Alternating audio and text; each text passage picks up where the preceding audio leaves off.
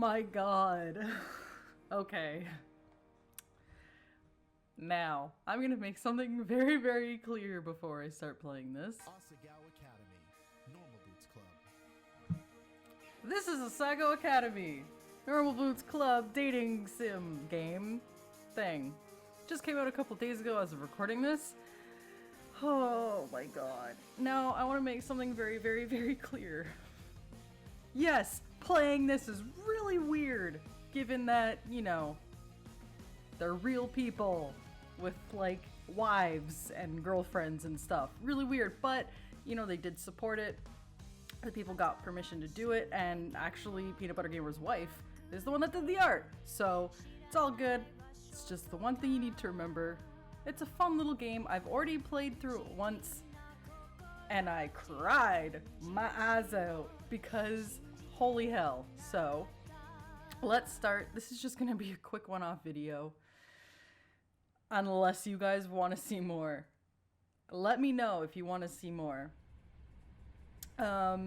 So, yes, it is a dating sim of the normal boots guys. So, JonTron, PeanutButterGamer, ProJared, DidYouKnowGaming, Satchbag, the Completionist, and continue. Oh my god. A little weird, but I love it. The train made its way along the gentle curve of the coast of Japan, whisking me farther and farther from home. Across from me sat a boy, face half buried in a newspaper. He was deeply entranced in whatever article he was reading and hadn't spoken a single word to me, even when I asked him if I could join in the last compartment with any available space. He shrugged, nodded, and adjusted his newspaper without ever making eye contact. It had almost been an hour, in fact, and he hadn't looked at me once. Devoid of conversation, I took instead to counting the buttons on the pretentiously lush carmine seat cushions. 1, 2, 3, 21, 22, so forth, over and over. Now and again, I turned to look out the window where the trees were blurring by. Sometimes the smeared green would break and reveal the quiet blue of the Sea of Japan. Eventually, this rapidity made my stomach churn, and I went back to counting the buttons on the seat cushions. 1, 2, 3. The train compartment shuddered around us. My eyes wandered to the boy in his jacket. It wasn't the school-issued blue that I and other students on the train were wearing. Instead, it was a green varsity-like jacket with an embroidered patch poorly sewn on front. So you're a first year then? He folded his newspaper neatly, set it in his lap, and looked at me with a half-interested gaze. Did he just catch me staring? Now that the paper was gone, I saw his face. He watched me through heavy-lidded eyes.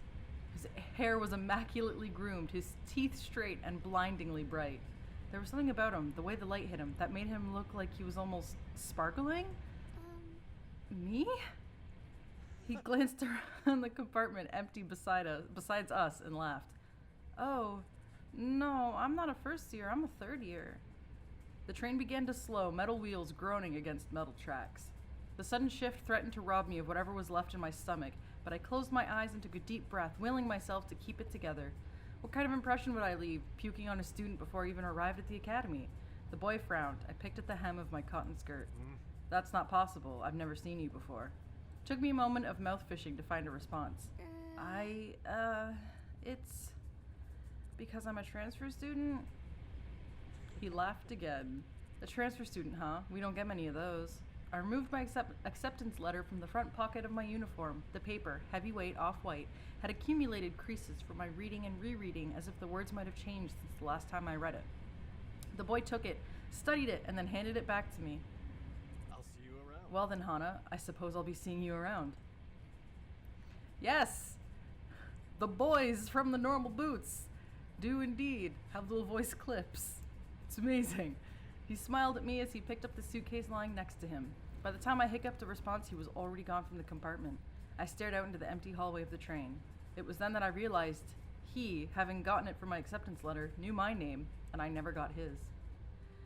The train settled at the station, and I filed out with the rest of the uniformed students. It was early April, and the last frost of winter had come and gone. The trees were already green, their leaves shivering and the occasional gust weaving through them. The air was mild, only a few clouds hanging in the sky.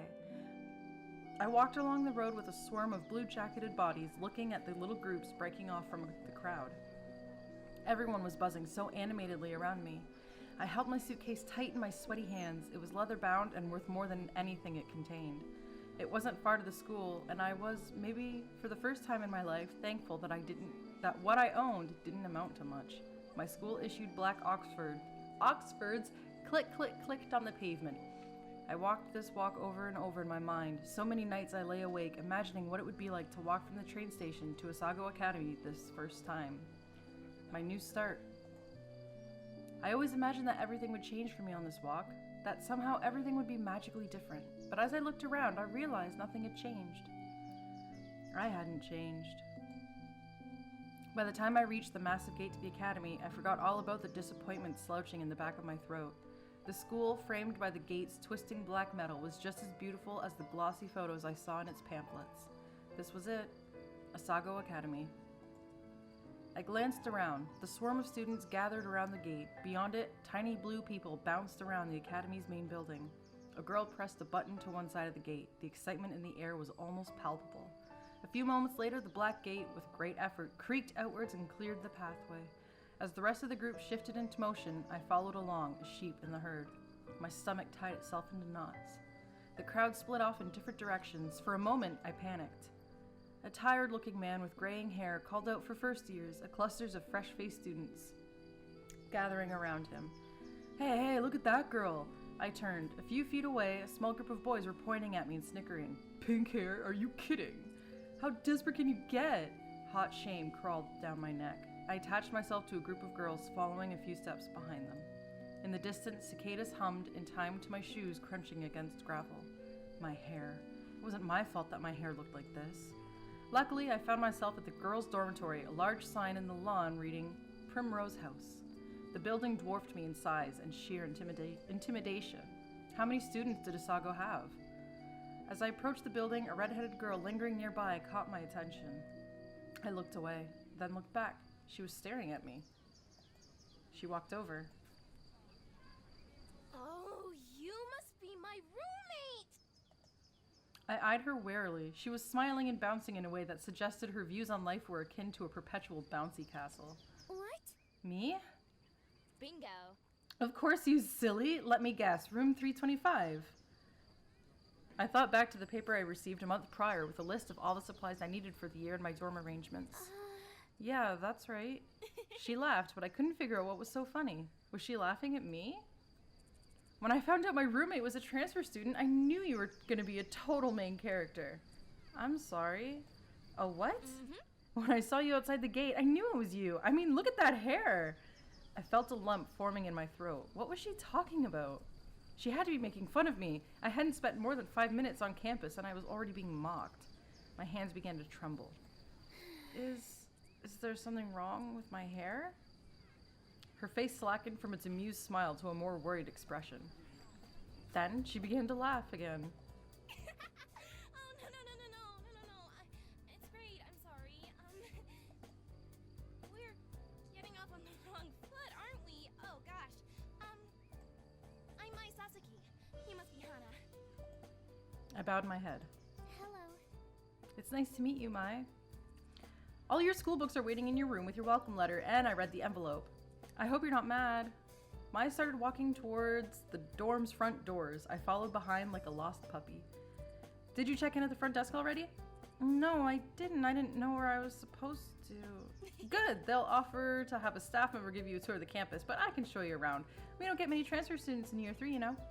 Oh, is that your only bag? Just the one? I'm glad I brought an extra bag of stuff to decorate a room with. I started already. I hope you don't mind.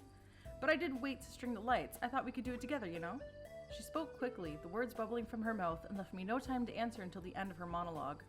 Yeah, okay, that sounds good. She held the front door open for me and I hurried inside. Girls filed up and down the hallway, howling greetings and exchanging vague niceties that were, more often than not, how was your break? And look how tan you got! It seemed like everyone knew each other. I followed Mai as she led me through the maze of students and up 2 flights of stairs. Each dorm floor looked the same as the last, narrow white doors lining both sides of the pale pink walls. Thin gold numbers were tacked to the front of each, the numbers rising as we climbed. You're not missing anything with the campus tour, I promise. Mr. Saitsuhomo does them every year, and he's like totally dull. He just drags you around the entire campus and talks in that weird squeaky voice of his. I'll tell you everything you need to know. I smiled, trying to let this calm my nerves. Thanks. We headed down a hallway on the 3rd floor. Mai stopped us in front of a door numbered 325. Here we are! A faint smell of potpourri wafted through the room. The walls, like the hallway, were a soft, powdery pink. Mai already defaced them with a tapestry of posters, magazine cutouts, and photographs. Some of the photos were of cats, but most were of male models and rugged musicians. A bunk bed, 2 writing desks with wooden chairs, a small dresser, and a mirrored vanity, all clearly provided by the school, were the only pieces of furniture in the tiny room. The top bunk was already covered in neatly tucked blankets and throw pillows of clashing patterns and colors. The bottom bunk had a single stiff-looking pillow and a thin cotton blanket that I didn't need to touch to know it was horribly itchy. I must have grimaced because Mai quickly smiled at me. I brought way too many pillows and blankets. I always overpack. I went to Italy over break and Mom got really mad at me because I brought 5 bags, but we were only there for a week. She laughed, pulled several blankets and pillows from her bunk and rearranged them neatly on mine. A sudden twinge of guilt and embarrassment hit me. Perfection. There, that's much better. Thanks, Mai.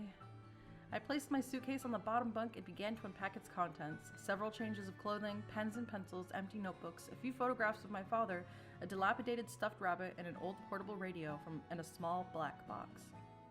Maya opened the curtains and sunlight poured in. So, where are you from? I slid the now empty suitcase under the bottom bunk. About 2 hours north of here. It's a small town called Amaririsu. You probably haven't heard of it. I set the stuffed rabbit, Mr. Bunny, on my bed beside a purple and teal throw pillow. Oh, did you go to a different boarding school or?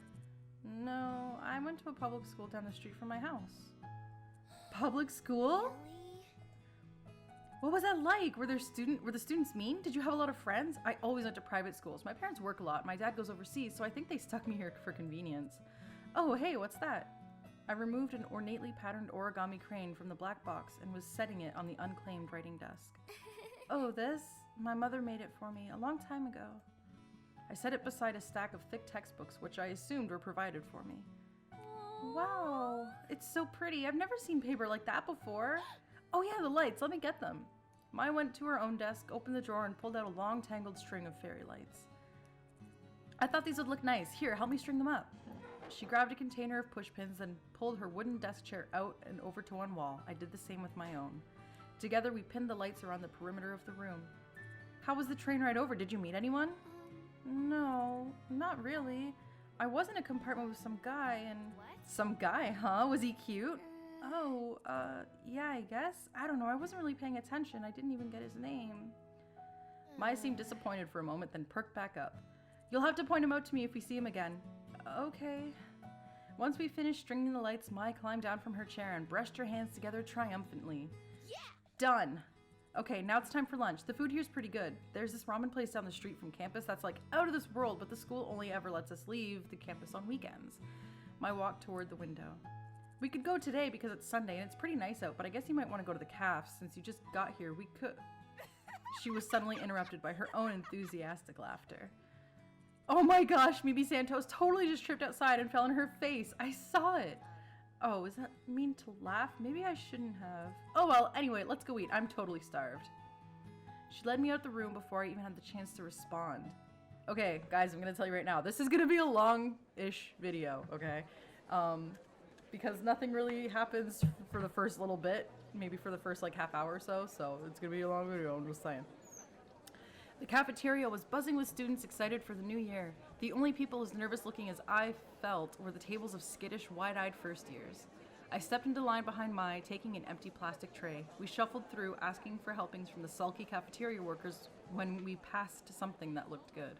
With trays full, Mai led me straight to a table in the back where a few students were already sitting. Mai sat down and I took a seat across from her. Hi Mai, how was your break? It was good. Went to Italy and Spain. Dad fell off a jet ski and broke his ankle. Uh-huh. It's better now, though. Oh, well, that's nice. I expected to be introduced, but the girl turned back to her group of friends, and Mai turned back to me. She began to assault her food with a fork and tell me, in practically minute-by-minute account, about her fleeting romance last summer with a boy she met on the beach that didn't go further than a few salty kisses. I sat back and let Mai talk. For the first time since arriving on campus, I felt like I was finally able to breathe. I picked up my Brussels sprouts and studied Mai as she spoke. The more she talked, the more I began to notice the more I began to notice small details about her. She had a high songbird voice. What? She was dynamic, her face twisting this way and that to exaggerated expressions as she spoke. She laughed often. She imitated people in wildly unflattering voices, seemingly unrelated to her actual opinion of them. But most notably, she talked. A lot. I didn't find this particularly annoying, as it filled the silence, and she hardly ever asked questions that required my full attention. Just as Mai was rounding off a shockingly detailed account of the time she accidentally walked in on her friend's older brother in the act of changing, a flash of familiar green caught my eye. I glanced over. Hey, that's him! Huh? Who? I leaned across the table to whisper, just in case he could hear me through the ambient chatter of the lunchroom. The boy from the train, that's him. What? Jared? Yeah, with the weird green jacket and swoopy hair.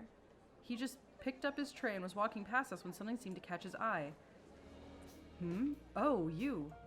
I looked up at him and suddenly realizing he was talking to me. Hana, I met you on the train. How are things settling down for you? Really well. I found my roommate. She's been helping me out. I gestured to Mai, who was thunderstruck. In fact, looking around, everyone was. People stopped eating to turn and stare at Jared at me, my shoulders bunched around my neck. Well, if you ever need any help, I'll be around. 3rd year, right? I nodded. All right. Some of my friends are in that year. Of course, they can't compare to me, but I'll give them a heads up to look out for you. He flashed a dazzling smile, then winked. It's the least I could do for such a cute girl. Well, I'll see you around. I watched, a torrent of thoughts raging through my head as he took a seat next to a bunch of guys who were all wearing the same jacket. That's Jared! She tore her eyes away from him and looked at me. He's so cute. He's the most beautiful guy in school. Oh, Jared. I can't believe he just looked at me. I looked at Mai. Her cheeks were glowing with indecent pink. Why do they all wear those jackets? Aren't all the guys supposed to wear blue blazers as part of their uniform? No, they're allowed to. You know Jared? That girl turned back around and was looking at me with sudden interest. Did I know him? I only talked to him on the train for a few minutes, so not really. We weren't friends or anything. But looking around, Mai and this girl weren't the only ones who were interested. Everybody seemed to be listening in. They seemed so surprised when he talked to me. Maybe a little white lie couldn't hurt? I guess so. The girl looked at me. Oh yeah. Choices. It's a dating sim. Every choice you make will determine, an outcome.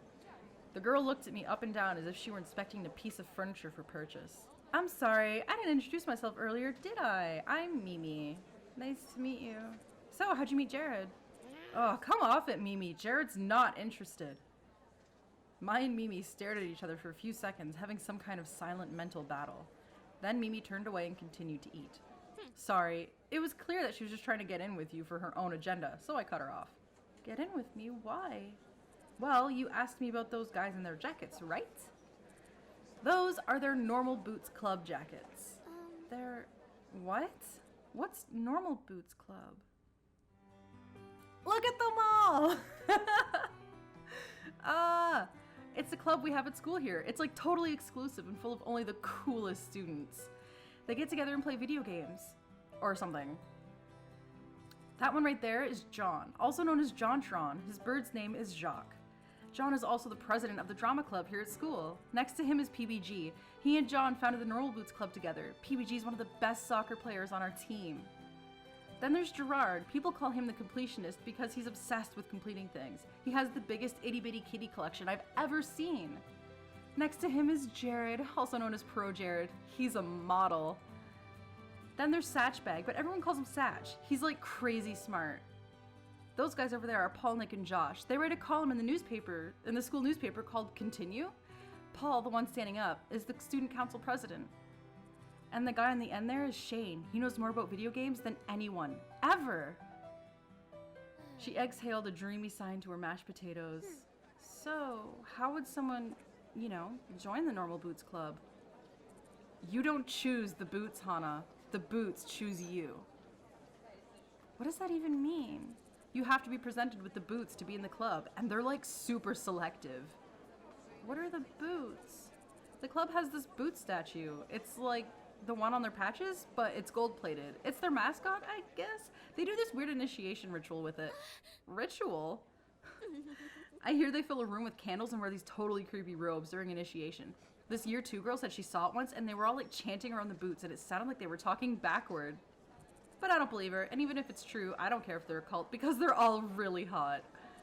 Do they have a lot of friends? Yeah, tons of friends. I'd say they're the most popular kids in school. I mean, everyone in the school totally looks up to them. I bet they could get any girl in school too. Or boy, for that matter. Hey, are you gonna eat your cake? I shook my head and pushed the plastic tray across the table to her. For the remainder of lunch, I listened to my talk about Jared through mouthfuls of half-dissolved frosting. Back at the dorm, I sorted through the pile of textbooks the school left for me. My radio was playing a poppy tune, equal parts music to static. Mai fervently scribbled in a notebook at her desk, hunched over it with strikingly poor posture. Hey, Mai? I don't even have to say that. She didn't bother to look up. Am I supposed to have a textbook for History 309? She shuffled through the papers on her desk before producing a thick textbook. A demure man in powdered wig frowned at me from the cover. Yeah, this one. I sighed. I don't have that one. The school must have missed it. Mai shrugged and set the textbook back in her pile. They have a bunch at the library. You can just check one out. Where's the library? Mai riffled through her notebook and wrote something down. She tore the page out and handed me a crudely drawn map. Oh, okay. Well, I'll be back in a little bit. It took me at least 20 minutes to find the library. By the time I realized I was holding the map upside down, the sun was setting. The library was much larger than I expected, the walls lined from floor to ceiling with books of all sizes on rough wooden shelves. Intimidated, I headed for the front desk. A recognizably green and gray jacket was bent behind the counter. Normal boots. I briefly considered running away. Hey. I want one of those jackets so freaking bad. They're so cool. Can I help you? Too late. Yeah, the school forgot to give me one of my textbooks. I was told I could get it here. Which one is it? The History 309 textbook? He stepped from behind the counter and motioned for me to follow. We dodged between the aisles in comfortable silence. He seemed friendly enough. I should say something. What was his name again? Shane? Gerard? John? No, not John. Satch. Huh? Oh, you work here? Of course he worked here. He chuckled, dimples appearing in his cheeks. Yeah, I'm the library's assistant. It's my 2nd year and I love it. I get to help people find books and that speak to them. His eyes twinkled like a kid's on Christmas. Your book's right down here. He stopped at a row of thick, dusty books. Was all this history? And pulled out the books with the powdered, wigged man I saw earlier. Thanks. He waved his hand. It was nothing. Do you need help with anything else? I wanted to make a good impression on the Normal Boots Club, but I couldn't come up with anything. No. Thanks. Copacetic. As we headed back through the cavernous library, my unease melted away. We weren't talking, but just being near him felt like being wrapped in a soft blanket. I resisted the urge to snuggle up to him. We neared the front We neared the front desk, stepping around a clump of studying students. As we passed, one of them shifted. Something white flew past my face. A thick piece of triangular paper lay at my feet. I bent over and picked it up. It was surprisingly heavy. There was a quarter inside of it. If I was just a hair slower, it would have hit me in the face. The students snickered, and I recognized the boys that made fun of my hair this morning among them. My heart dropped. I scanned my memory for anything I might have done to offend them, but came up with nothing. My hand started to shake. I hid it behind my back, trying to think of some way to defend myself. Why did you do that? What do you mean? We were just messing around. Are you suggesting we did it on purpose? I faltered. There was nothing I could say. I was outnumbered. They would twist my words around no matter how straightforward I was. No, sorry. One of the boys held out his hand for the paper. I inched closer to give it to him, angry at myself for being so compliant. I wish I were... A gentle warmth closed over my hand and took the paper from me. Satch examined the paper closely. I see what the problem is. Your aim would be better if you cut the corners before you folded it. He placed the paper on the table. The boy looked at him in sheer awe. Be careful though, you almost hit her, and that would have been awful. My hand began to sweat as panic shifted through me, afraid of the response, but... Geez, we're sorry, we'll be careful next time. Yeah, it was an accident. They apologized? Thanks, I appreciate it. He gave them a wide smile and continued off down the aisles. I followed closely behind, my legs weak. Don't tell me they stopped because of him, simply because I was with him? I wanted to thank him, but my heart was pounding so hard I knew my voice would shake. We reached the front counter and scanned the history book, and he scanned the history book. My lips trembled as I willed myself to say something, anything to thank him. He tilted his head to the side. What books do you like to read? Oh, fiction? He chuckled. I just finished a good book. I think it'd be right up your alley if you don't mind me saying so. He reached under the counter, pulling out a thick green book and passed it to me. A man in black stood at the front hugging a woman in royal robes. It's long, but it's one of my favorites, The Princess Betrothed. I know things can be rough transferring to a new school. If you're ever worried, just read this. It'll transport you 100 miles away in a second. Tears stung my eyes, so I ducked my head. Thank you. For more than just the books. You're welcome. Oh, I'm sorry. I don't think I got your name. My name is Hana Mizuno. I'm a transfer student. Hana. Well, it's nice to meet you, Hana. Let me know how you like the book. I will. That couldn't have gone better. Not only was Satch impossibly kind, but being around him felt easy, refreshing. Like being doused in the mist of a waterfall. Oh gosh, what was I thinking? My cheeks hot, I left the library, 2 surprisingly heavy books under one arm. I settled into bed, eager to get started with my new reading material, but Mai was sitting at her desk, carving a pencil idly into the pages of a notebook. Every few minutes she released a long, drawn out sigh as the lead of her pencil whined against the paper. I lowered my book and took the bait. Is something wrong, Mai? She let out another dreary sigh. I hope Jared notices me this year. Does Jared know you like him? Mai whirled around in feigned shock. What? I don't like Jared. Oh. I closed my book and set it aside, deciding to play along. Well, have you at least tried talking to him? No, I mean, I have before. Why don't you try again? She bobbed her head from side to side, considering this like it never crossed her mind. Yeah, maybe I could do that. Satisfied, I picked my book back up. Have you ever had a boyfriend, Hana? What? Huh? Me? No, never. Really? Never? Never. I bet you 10,000 yen that you meet a totally cute boy here and fall in love by the end of the school year. You're crazy. I buried my face back in my book, barring Mai from any further discussion. Fall in love by the end of the year? Me? If I were a betting kind of girl, I'd take that bet.